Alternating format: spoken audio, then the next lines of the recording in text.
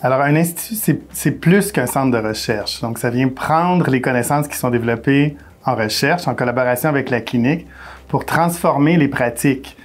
Ici, on parle de pratiques en réadaptation. Déployer la mission universitaire, ça veut dire d'avoir une équipe de professionnels qui sont compétents. Donc, on pense par exemple en transfert de connaissances, tout ce qui touche les professionnels hautement qualifiés en recherche qui sont là pour appuyer les équipes. C'est aussi une alliance entre le milieu clinique, les personnes avec des incapacités, le milieu universitaire, donc les professeurs, les étudiants, le gouvernement.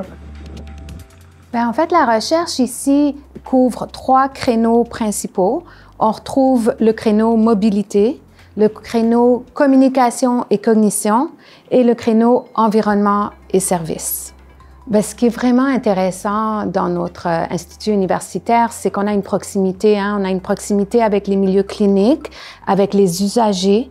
Donc, on peut avoir des participants, participantes dans nos activités de recherche et à tous les stades de la recherche, dès la conception jusqu'à des études plus, par exemple, des études cliniques. Et on peut avoir leur participation à différents niveaux. Donc, dans la conception de l'idée, dans les tests qu'on voudrait faire, la validation d'outils. Déjà, les objectifs se définissaient au fur et à mesure. Donc, en fonction des difficultés et des faiblesses que j'avais, avec la réadaptation, ça a vraiment contribué à améliorer les faiblesses et puis les douleurs, les parties douloureuses que j'avais. Oui. Il faut y aller, il faut donner tout ce qu'on peut. Donc c'est ce qui va nous permettre de retrouver très vite la mobilité. Alors même pour eux, ça leur apporte beaucoup de participer à la recherche et ça leur permet aussi d'avoir accès à des approches qui sont à la fine pointe, qui sont innovantes, qu'on n'a pas nécessairement encore rendues disponibles ou qui n'ont pas été implantées largement à travers le réseau encore.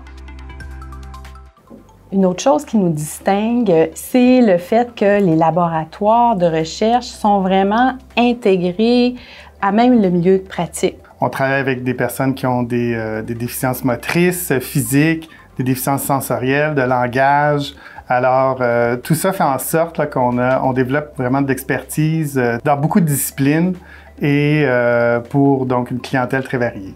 C'est quand même quelque chose d'unique et de très motivant, en tout cas pour les personnes étudiantes qui sont là et qui savent que leurs projets ont des retombées, mais à l'étage, d'en dessous. Alors, c'est vraiment cette proximité-là qui est vraiment aussi unique. Une chose vraiment concrète que l'Institut universitaire permet, c'est l'espoir, c'est de continuer à espérer. J'ai reçu mon diagnostic l'année avant la pandémie. Puis j'ai pleuré pendant 2 jours. Après ça, je me suis dit non, je ne passerai pas le restant de ma vie avec ça. J'ai fini mes 2 dernières années d'enseignement avec la maladie de Parkinson, mais je ne le savais pas. Le langage est affecté de mon côté, mais je ne m'arrête pas à ça.